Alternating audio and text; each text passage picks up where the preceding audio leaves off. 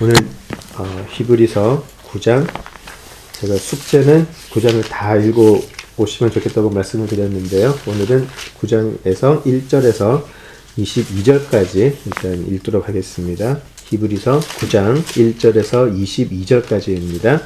시은이 엄마부터 한 절씩 읽도록 하겠습니다. 첫 언약에도 섬기는 예법과 세상에 속한 성도가 있더라. 예비한 첫 장막이 있고 그 안에 등잔대와 상과 진설병이 있으니 이는 성소라 일컫고, 또 둘째 휘장대에 있는 장막을 지성소라 일컫나니, 금 향로와 사면을 금으로 싼 언약궤가 있고 그 안에 만나를 담은 금 항아리와 아론의 쌍난 지팡이와 언약의 돌판들이 있고, 그 위에 속죄소를 덮는 영광의 그룹들이 있으니 이것들에 관하여는 이제 낱낱이 말할 수 없노라. 이 모든 것을 이같이 예비하였으니 제사장들이 항상 첫 장막에 들어가 섬기는 예식을 행하고, 오직 둘째 장막은 대제사장이 홀로 1년에 한 번 들어가되 자기와 백성의 허물을 위하여 드리는 피 없이는 아니하나니, 성령이 이로써 보이신 것은 첫 장막에 서 있는 동안에는 성소에 들어가는 길이 아직 나타나지 아니한 것이라. 이 장막은 현재까지의 비유니 이에 따라 드리는 예물과 제사는 섬기는 자를 그 양심상 온전하게 할 수 없나니, 이런 것은 먹고 마시는 것과 여러 가지 씻는 것과 함께 육체의 예법일 뿐이며 개혁할 때까지 맡겨둔 것이니라. 그리스도께서는 장래 좋은 일의 대제사장으로 오사 손으로 짓지 아니한 것 곧 이 창조에 속하지 아니한 더 크고 온전한 장막으로 말미암아 염소와 송아지의 피로 하지 아니하고 오직 자기의 피로 영원한 속죄를 이루사 단번에 성소에 들어가셨느니라. 염소와 황소의 피와 및 암송아지의 죄를 부정한 자에게 뿌려 그 육체를 정결하게 하여 거룩하게 하거든. 하물며 영원하신 성령으로 말미암아 흠없는 자기를 하나님께 드린 그리스도의 피가 어찌 너의 양심을 죽은 행실에서 깨끗하게 하고 살아계신 하나님을 섬기게 하지 못하였느냐. 이로 말미암아 그는 새 언약의 중보자시니 이는 첫 언약 때에 범한 죄에서 속량하려고 죽으사 부르심을 입은 자로 하여금 영원한 기업의 약속을 얻게 하려 하심이라. 유언은 유언한 자가 죽어야 되나니 유언은 그 사람이 죽은 후에야 유효한즉 유언한 자가 살아있는 동안에는 효력이 없느니라. 이러므로 첫 언약도 피 없이 세운 것이 아니니, 모세가 율법대로 모든 계명을 온 백성에게 말한 후에 송아지와 염소의 피 및 물과 붉은 양털과 우슬초를 취하여 그 두루마리와 온 백성에게 뿌리며 이르되 이는 하나님이 너희에게 명하신 언약의 피라 하고, 또한 이와 같이 피를 장막과 섬기는 일에 쓰는 모든 그릇에 뿌렸느니라. 율법을 따라 거의 모든 물건이 피로써 정결하게 되나니 피 흘림이 없은즉 사함이 없느니라. 기도하시죠. 아버지 하나님, 오늘도 저희들에게 허락하신 아버지 하나님 말씀을 참으로 감사합니다. 어려운 본문이고 또 이해하기 어려운 내용이기도 하지만 성령 하나님께서 저희들에게 지혜를 주시고 저희들에게 은혜를 허락하셔서 속죄와 죄사와 또 성소에 담겨있는 이 많은 비밀들을 깨달을 수 있게 하시고 이 모든 것이 어떻게 예수 그리스도를 통하여 이루어지고 성취되었는지 우리가 깨닫게 하시고 감격하게 하시고 우리의 삶이 변화되는 큰 힘이 되게 하여 주시옵소서. 예수님 이름으로 기도드립니다. 아멘.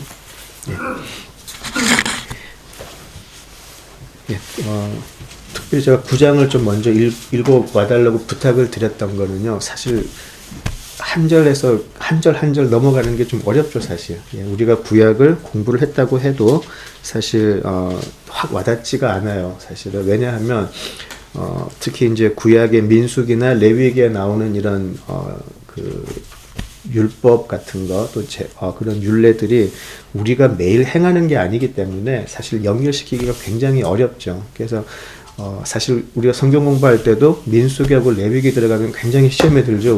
왜 우리가 이런 걸 해야 되는지. 그리고 때로는 좀 우리 정서하고 너무 맞지가 않아서 그냥 넘어가는 경우도 많이 있었고요. 특별히 이 히브리서의 수신자는 히브리 그리스도인들이었기 때문에 그 사람들의 입장에서 생각을 한다면 이게 굉장히 와닿았을 것 같아요. 근데 우리는 이러지를 않기 때문에 사실 이런 모든 율법이나 율례들을 우리가 행한 적이 없기 때문에 와닿지가 않죠. 특별히 이제 7장에서 10장 사이는 히브리 전통에 굉장히 익숙한 사람들에게 보내는 내용들이기 때문에 좀 어쩌면 지루할 수 있고 이거 뭐 특별하게 우리하고 상관이 있나 그렇게 생각할 수도 있을 것 같아요. 그런데 특별히 우리가 이제 구원에 관해서 생각을 하게 되면 보통 우리가 로마서를 많이 이야기를 하고요. 또 다른 서신들도 이야기를 하게 되는데 히브리서 지금 7장에서 10장 그렇게 사이에 나와 있는 많은 옛 언약 또 옛 전통과 비교되는 예수 그리스도를 이렇게 보면 우리 구원의 또 다른 면을 조금 영적으로 깨달을 수 있다 그럴까요? 어떻게 이게 맞는 비유인지는 잘 모르겠는데 로마서는 어쩌면 그 영어로 그 포뮬라, 이퀘이션 같은 걸 주는 게 있어요. 예를 들어서 우리가 뭐 수학을 배우게 되면 어떤 그 뭐죠 한국말로 그 공식, 오케이. 예, 수학 공식이라 그럴까요? 그래서 거기다 대입을 하면 돼요. 로마서는 약간 수학 공식적인 것 같은 그런 느낌을 많이 받게 되는데요.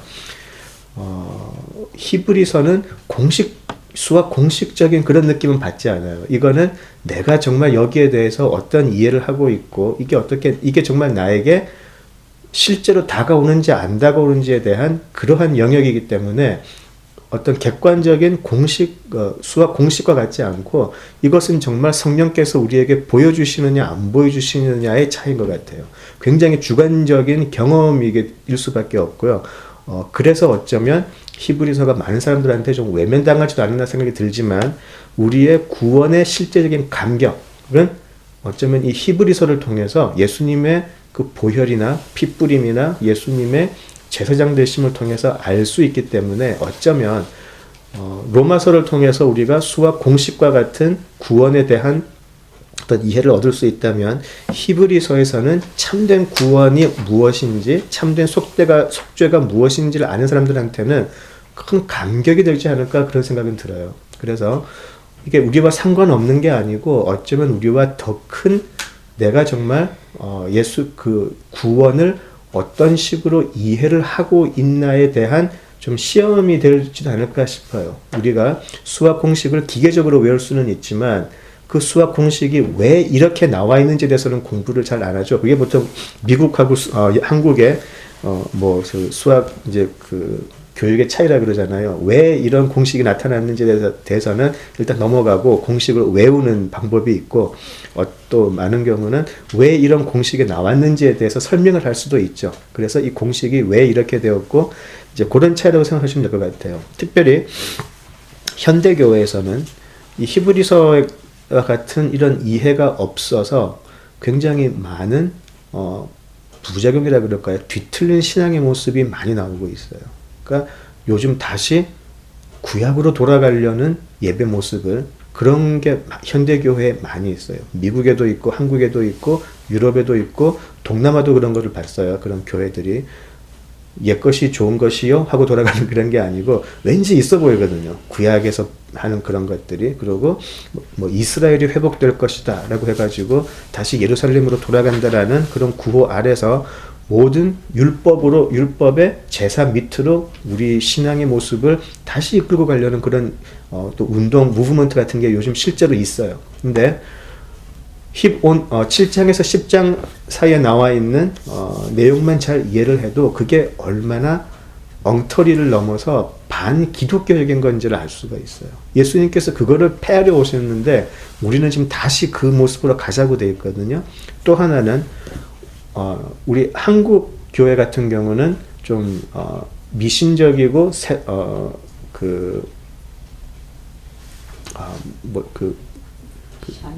샤머니즘 한국말로 뭐죠? 미신적이고 무속신앙. 예. 요즘 굉장히 한국말이 안 되네요. 예. 무속신앙하고 저렇게 결탁을 해가지고 이 무속신앙의 모습이 사실은 구약의 제사 모습하고 맞는 게 굉장히 많이 있어요. 그래서 교묘하게 무속신앙이 신앙의 모습이 율법의 형태로 나오는 경우도 우리 신앙생활 속에서 있는 것도 사실이에요. 그래서 예수님께서는 사실 오셔서 우리가 마가복음 할 때 보셨지만 무엇을 폐하러 오셨냐면은 바로 그런 모습들을 폐하시죠. 그리고 그런 율법이나 율례에 따라서 정해진 사회 안에서의 많은 폐단에 대해서 지적을 하시잖아요. 예수님께서 사역의 기간 동안 보여주셨던 그런 모습들은 바로 이런 율법에 근거한 변형된 모습들, 거기에 굉장히 분노하셨고 그것을 폐하러 오셨는데 요즘 다시 우리가 돌아가는 모습들이 보이기 때문에 굉장히 좀 조심해야 될 필요가 있는 것 같아요. 그래서 이 히브리서를 공부하시면서 저를 포함해서 예수님의 속죄, 또 예수님의 대제사장 되심이 그냥 하나의 비유 이런 식으로 느껴지는 게 아니고 정말 예수님의 속죄가 이렇게 귀한 것이었구나를 우리가 정말 뼈저리게 느낄 수 있으면 좋겠어요. 그것은 배움이라기보다는 이것을 공부하면서 성령께서 함께 해주시지 않으면 그 예수님의 보혈의 가치는 우리가 깨달을 수 없을 것 같아요. 왜 히브리서 기자는 지금 이것을 이렇게 비교하고 있나? 오직 예수로 충분하기 때문에. 우리가 이때까지 믿어왔던 율법이나 전통이나 그런 것들이 예수님이 오심으로 해서 아무 소용이 없어져 버렸기 때문에 예수님께서 혼자 모든 것을 충만하게 채워주시는데 왜 자꾸 옛날 것으로 더 채우려고 하느냐? 바로 그것이 논지잖아요. 우리의 신앙도 지금 그렇게 돼가는 모습들이 있기 때문에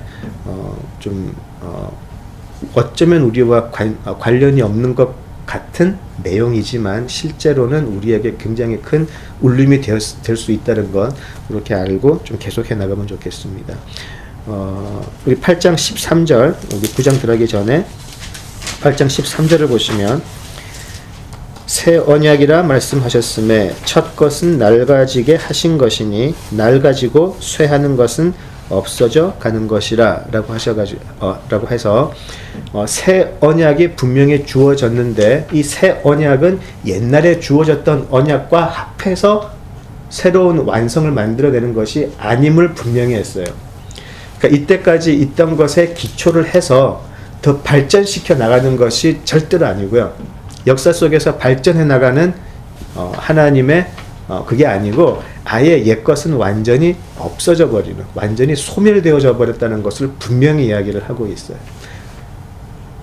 이때까지 있었던 옛 전통과 율법에 기초한 복음이 아니고 이 모든 것은 리플레이스 되어버리는 거예요. 예수님으로. 왜냐하면 이때까지 있었던 것은 모형이었고 상징적인 거였는데 실제 원형이 오니까 이때까지 있었던 모든 것은 의미가 없게 되어버리는 것이죠. 이것을 분명하게 이야기했어요. 그래서 8장에서 인용을 했던 부분이 예레미야서 31장의 부분이었죠. 하나님께서 너희들이 자꾸만 나와 맺었던 언약의 밖에 있기 때문에 아예 내가 너희들에게 마음속에 그냥 새로운 것을 새겨주겠다라고 이야기를 하셨죠. 그것을 인용을 했어요. 새 언약은 우리의 마음속에 하나님께서 새겨주신 것임을 분명히 하셨죠. 자, 근데 이것이 어떻게 가능할 수 있느냐? 이때까지 우리가 이것을 지키면 하나님께 나아갈 수 있을 거라고 생각을 했는데 그것을 지키기는커녕 그것으로 말미암아 오히려 죄의 종이 되어버린 그것만 확인했던 그런 율법이 사라져버리고 어떻게 새로운 언약이 가능하게 했나? 바로 예수 그리스도라는 것이죠. 이 감격은 정말 복음을 접하지 않은 사람은 모를 것 같아요. 오직 그것이 우리의 간증이 되는 것인데요. 9장으로 이제 한번 가보죠. 자, 8장에서는 대제사장과 언약에 대해서 이야기를 하셨는데 9장에서는 성소 그리고 속죄에 대해서 이제 얘기를 하게 됩니다. 물론 이런 모든 것들이 유대인들이 생명처럼 귀하게 여기던 요소들이었죠. 제사장 중심, 성소 중심의 신앙이었고 그 제사장과 성소가 담당했던 중요한 것이 바로 속죄였죠. 이제 거기에 대해서 한번 이야기를 해보겠습니다. 1절로 하시죠. 9장 1절. 첫 언약에도 섬기는 예법과 세상에 속한 성소가 있더라라고 이야기를 했어요. 예. 그래서 언약이 이제 이스라엘의 민족 그 지도자들을 통해서 이제 주어졌죠. 아브라함을 통해서도 주어졌었고, 특별히 모세를 통해서 율법이 주어졌었고요. 세상에 속한 성소라고 되어 있죠. 영어로는 earthly place of holiness라고 되어 있는데요. 예, 우리 출애굽 때는 성막이라는 표현을 썼죠. 텐트였죠. 항상 옮겨가는 것이었고요. 그래서 텐트라고 그랬었어요. 성막이었고요. 이제 예루살렘에 솔로몬을 통해서 첫 성전이 세워지게 되고요. 나중에 이제 또 헤롯 왕이 무너진 예루살렘 성을 또 다시 짓죠. 물론 그 사람의 동기는 순수한 것은 아니었어요. 워낙 인기가 없고 좀 정통성 시비가 있었기 때문에 헤롯 왕이 그 성전을 이제 재건함을 통해서 좀 그런 정통성을 인정받기를 원했던 것이죠. 어쨌든 그 성전이 그냥 주어져서 아무렇게나 운영됐던 것이 아니고, 민수기와 레위기를 보시면 아주 자세하게 나와 있죠. 제사장은 어떤 일을 할 수 있고, 어떤 것을 먹을 수 있고, 제사 속죄에 쓰여지는 음식은 어떤 것이 되어야 하고, 굉장히 자세하게 나와 있어요. 그래서 이제 그런 예법들이 이제 주어진 것이죠. 2절에서 5절을 보시면은요, 성전의 대략적인 모습이 이렇게 나오게 돼요. 오늘은 그냥 이렇게 구약의 모습들을 대충 리뷰하는 걸로 해야 될 것 같아요. 오늘은 2절에서 5절을 보시면은요, 예비한 첫 장막이 있고 그 안에 등잔대와 상과 진설병이 있으니 이는 성소라 일컫고 라고 해가지고요. 우리 성전을 가만 생각을 해보시면, 우리 마가복음 할 때 잠깐 우리가 성전의 구조 잠깐 공부했었잖아요. 그 이방인의 뜰이 있었고요, 그렇죠? 그 다음에 뭐 여인의 뜰이 있었고, 뭐 유대인의 뜰이 있고, 이제 그 레위인 제사장의 뜰이 있고, 뭐 그렇게 되어 있는데, 왜 그랬을까요? 왜 누구의 뜰이 있고 누구는 여기까지 갈 수 있고, 그죠? 딱 하나의 이유가 있어요. 왜 성전을 그런 식으로 했었을까? 구별이죠. 구별하겠다는 거죠. 왜 구별이 필요했을까요? 율법에서 보여주는 중요한 하나님의 모습이 바로 거룩이잖아요. 그죠? 여기도 지금 보시면 9장 1절 영어를 보시면은요, earthly place of holiness라고 되어 있어요. 우리가 거룩을 이야기할 때 성경적으로 거룩을 이야기하면 항상 구별을 이야기하잖아요. 구별되었다가 거룩의 의미라고 우리가 이야기를 하는데, 율법을 통해서 이렇게 보면 모든 게 구별되어져요. 그죠? 그리고 이 구별이라는 것은 바로 거룩을 상징을 하기 때문에 하나님의 거룩함 앞에 이방인은 여기까지, 여인은 여기까지, 제사장은 여기까지, 그리고 대제사장은 여기까지, 이렇게 층이 있었어요. 그죠? 자, 이 구별이 성전의 구조를 사실은 대표하죠. 구별을 하게 되는데, 이 구별은 그만큼 하나님의 거룩이라는 것이 중요하고 중요한가를 대변해 주기도 하지만, 하나의 부작용이 있었어요.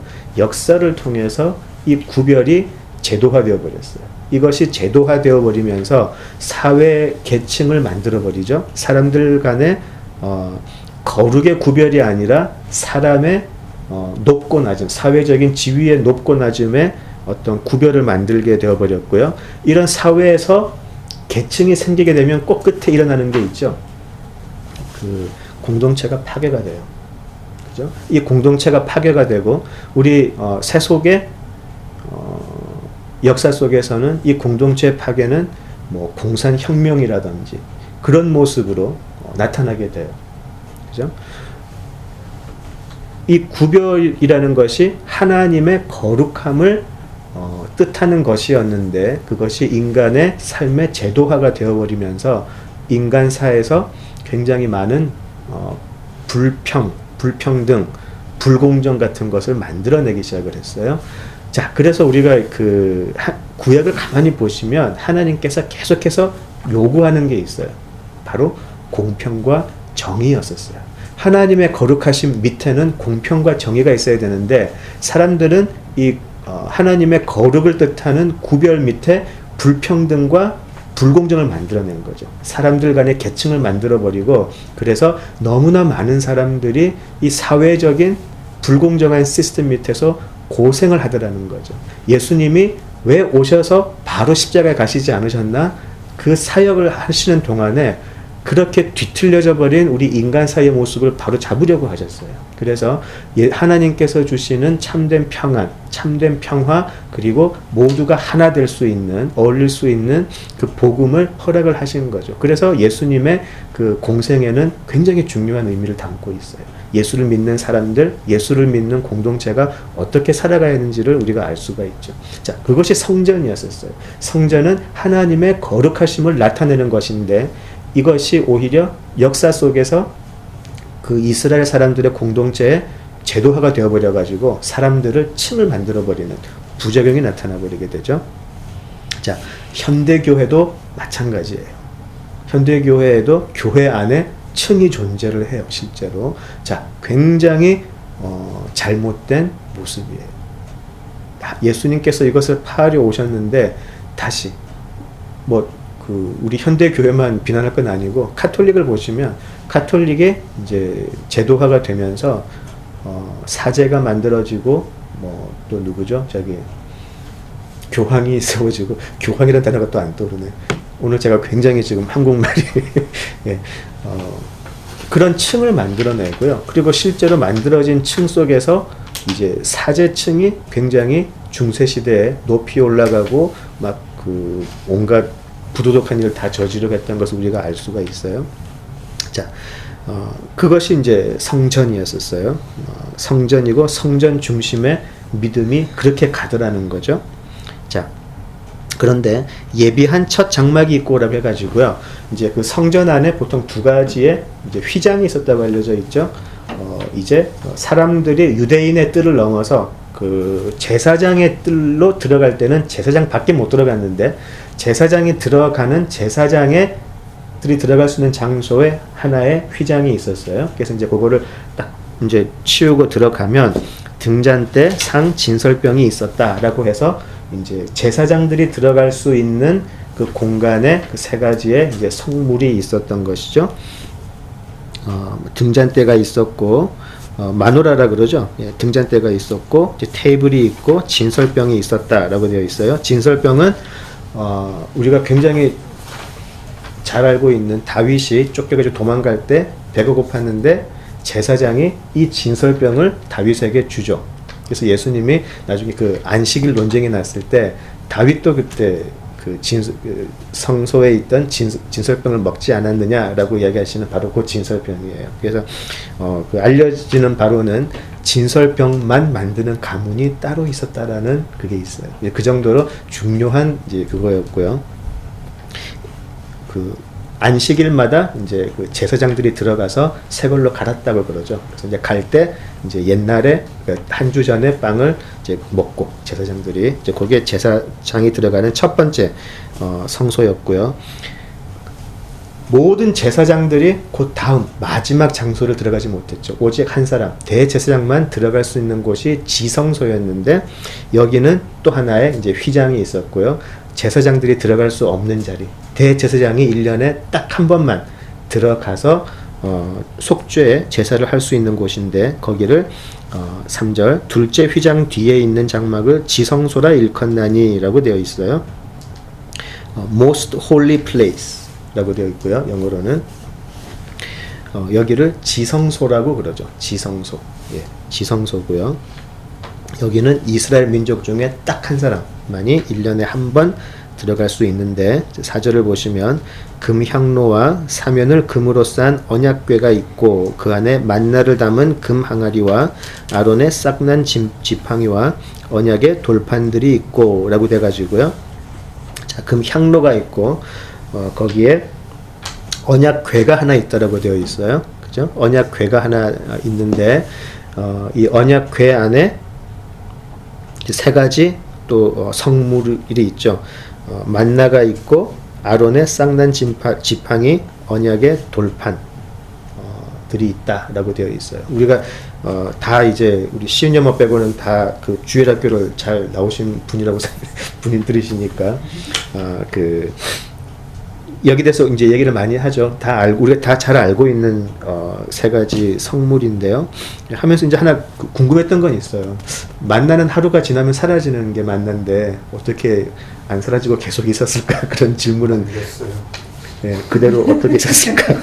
예, 요것만 방부제가 들은 만나였나? 그 생각을 들 적이 있는데, 예, 하여튼 그 세 가지. 근데 이 세 가지 물건이 대표하는 게 있죠. 하나님의 권위, 하나님의 약속, 이제 그런 것들이 다 포함이 되어 있어요.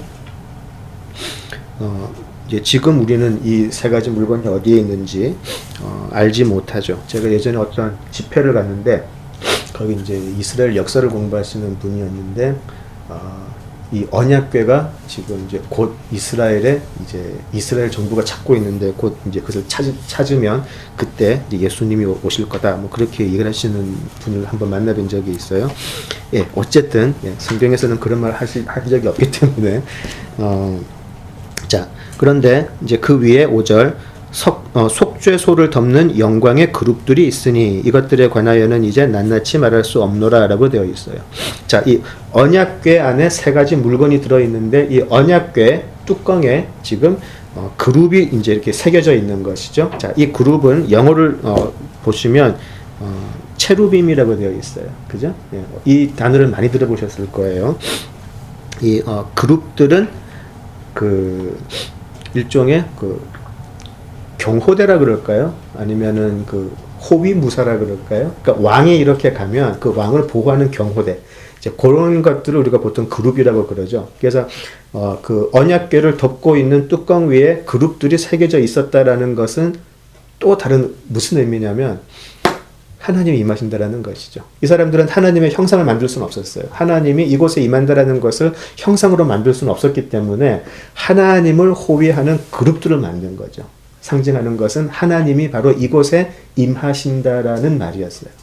우리가 대통령 경호원들이 이렇게 있으면 저기에 대통령이 있겠다라고 바로 짐작하는 것처럼 그룹의 형상이 있으면 저기에 하나님이 임하시는 곳이다라고 금방 알 수가 있죠. 자, 그것을 우리가 시은좌라는 표현도 쓰죠.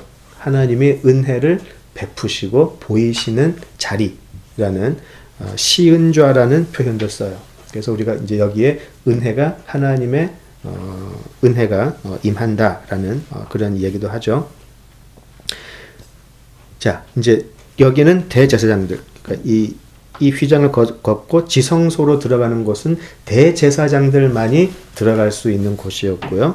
오직 백성의 7절을 보시면 6절 보시면 이 모든 것을 이같이 예비하였으니 제사장들이 항상 첫 장막에 들어가 섬기는 예식을 하고 오직 둘째 장막은 대제사장이 홀로 1년에 한 번 들어가되 자기와 백성의 허물을 위하여 드리는 피 없이는 아니하나니라고 되어 있어요. 그래서 이 대제사장이 1년에 한 번 백성의 죄를 속죄하기 위해서 들어가는데 그냥 들어가는 게 아니었다라고 그러죠. 꼭 필요한 것이 피가 있어야 된다라고 이야기를 하고요.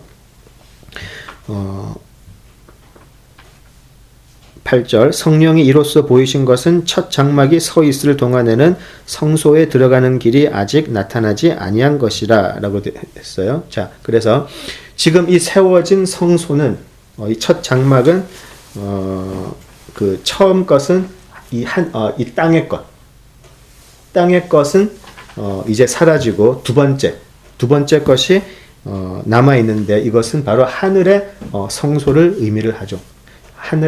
이 땅의 것과 하늘의 것을 이제 예표한다. 이제 그렇게 이해를 하시면 될 것 같아요. 자, 이 피를 가지고 들어간다라는 그 의미를 다시 한번 이렇게 보면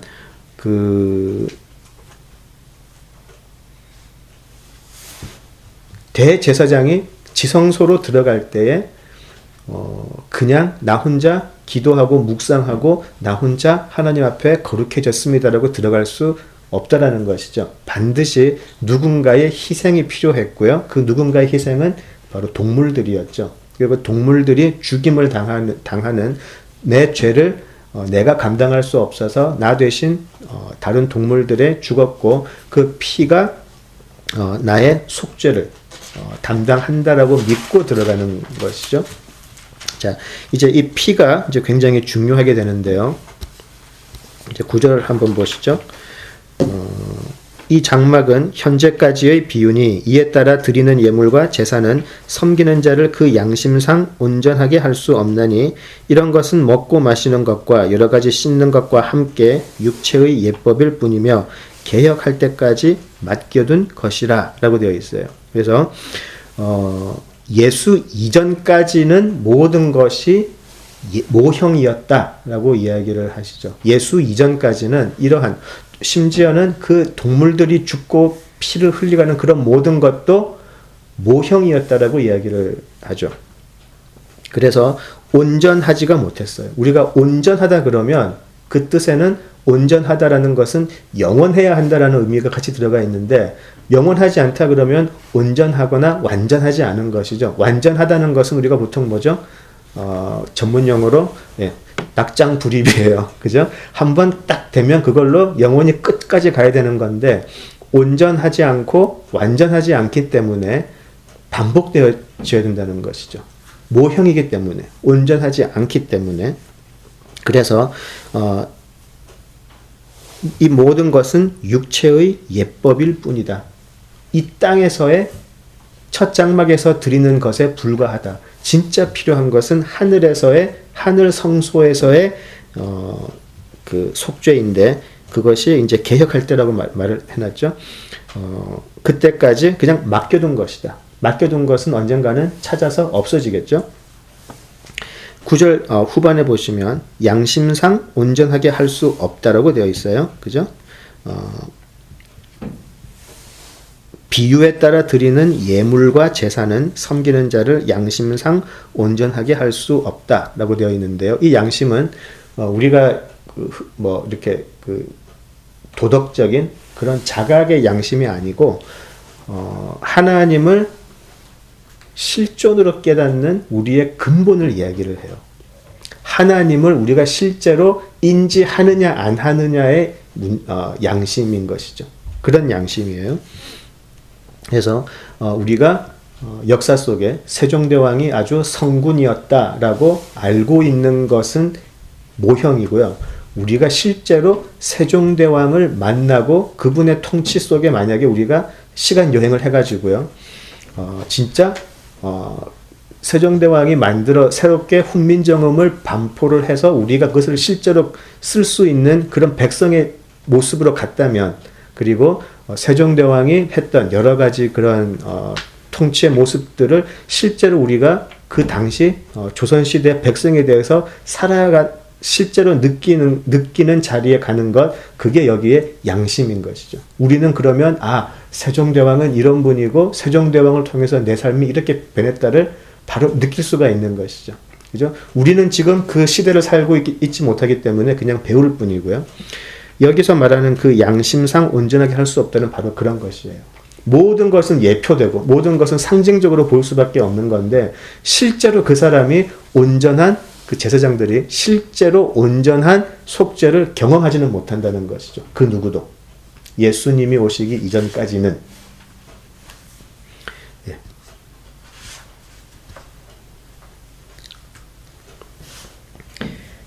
좀 한 템포 쉬고.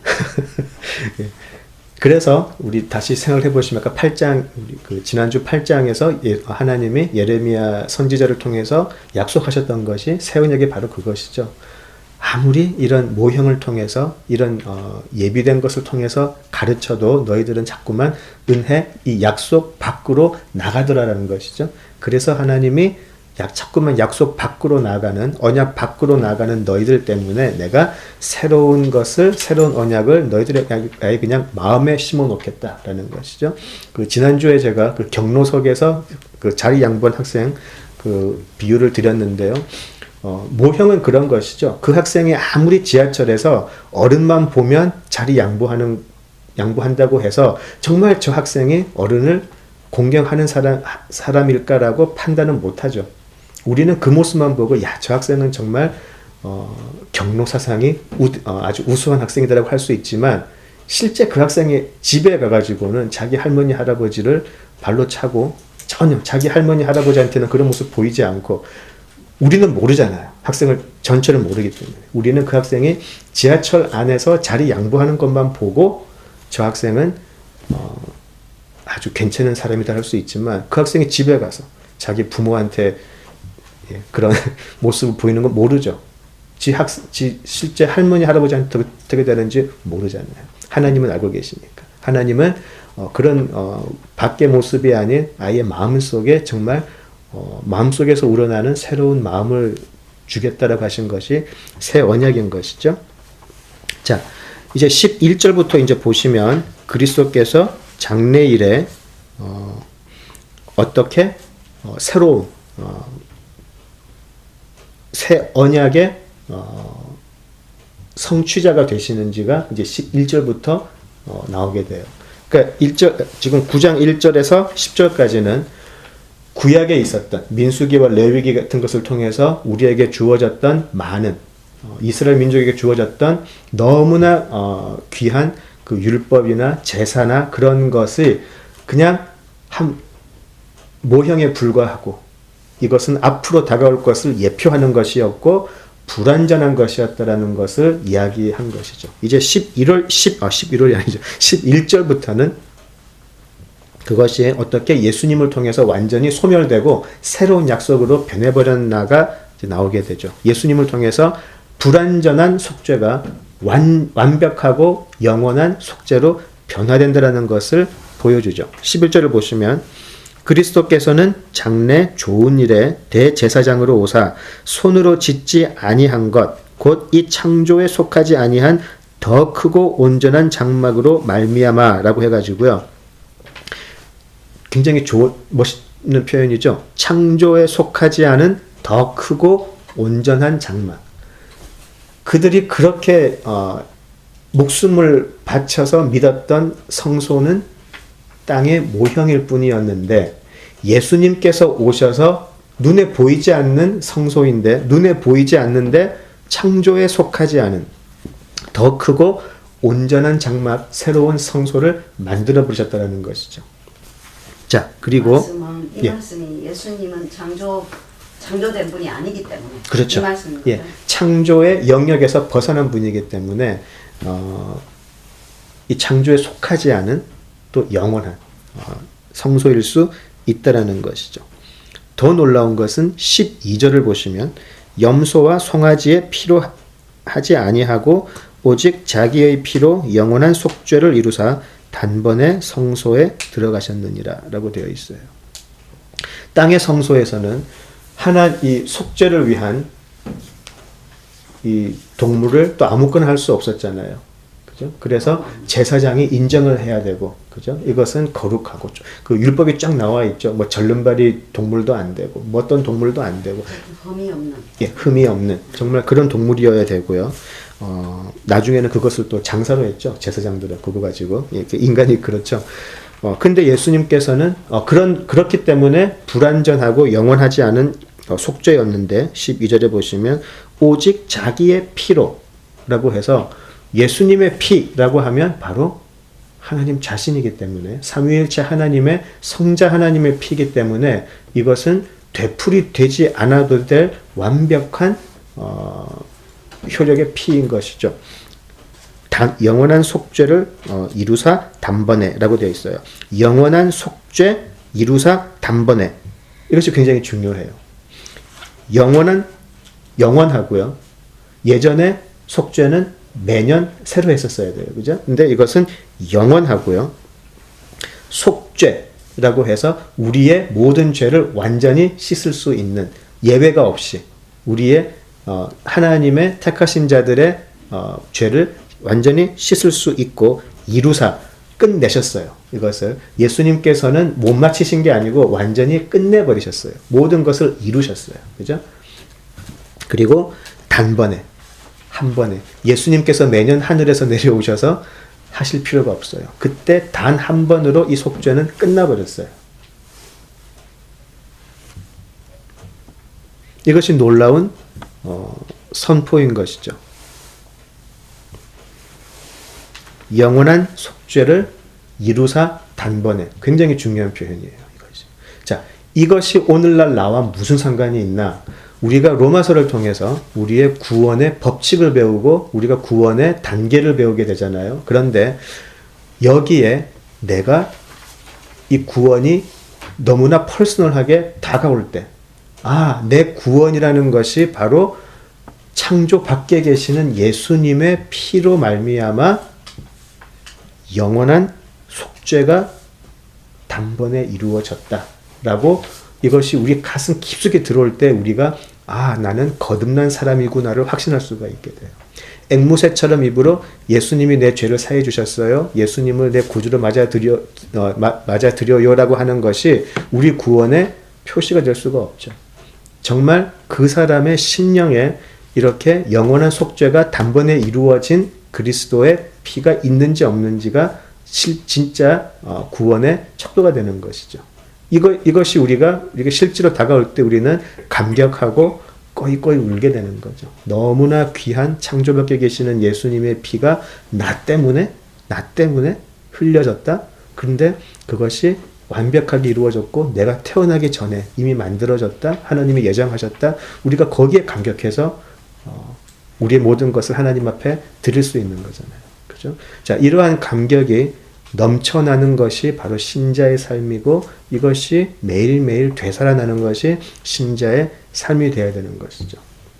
자, 지금 이 히브리서 기자는 계속해서 히브리 전통에 매여 있는 히브리 그리스도인들에게 지금 이것을 이야기를 하고 있어요. 너희들이 그렇게 목숨처럼 믿고 따랐던 너무나 컸던 성소 중심의 신앙이 사실은 모형에 불과한 것이었다. 불안정했다. 그런데 예수가 이 모든 것을 단번에 영원히 이루신 것이다. 이것을 계속 이야기하는 것이죠. 자, 이것이 우리에게 감격이 되고 우리가 살아가면서 더 깨달을 수 있으면 좋겠습니다. 시간이 좀 많이 갔네요. 일단 여기까지 하고요. 다음 주에 계속해서 9장 보도록 하죠. 예, 기도하시겠습니다. 아버지 하나님, 은혜를 감사합니다. 불완전한 사람을 통해서 우리의 속죄를 하지 않게 하시고 독생자이신 예수 그리스도의 보혈을 통해서 우리의 속죄를 이루어 주시니 참으로 감사합니다. 우리가 때로 너무나 우리의 신앙이 메말라가고 나태해져 가는데 매일매일 이 예수님 보혈에 또 속죄의 감격이 되살아날 수 있기를 소원합니다. 그리할 때에 오직 예수님으로 충분합니다라고 고백할 수 있는 우리 모두가 되기를 간구합니다. 하나님의 은혜로 우리 모두 채워주시고 성령 하나님의 은혜로 깨달을 수 있게 하여 주시옵소서. 예수님 이름으로 기도드립니다. 네. 아멘.